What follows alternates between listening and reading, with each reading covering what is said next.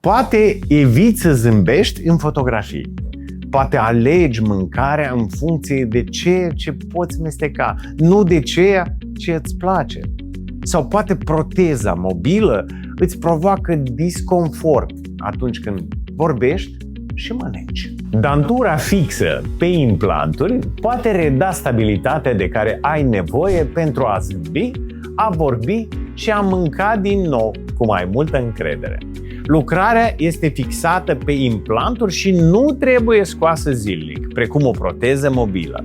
În funcție de starea osului și de particularitățile cazului, medicul poate recomanda o lucrare susținută pe 4 sau 6 sau mai multe implanturi. Totul începe cu o consultație, o tomografie și un plan de tratament realizat individual.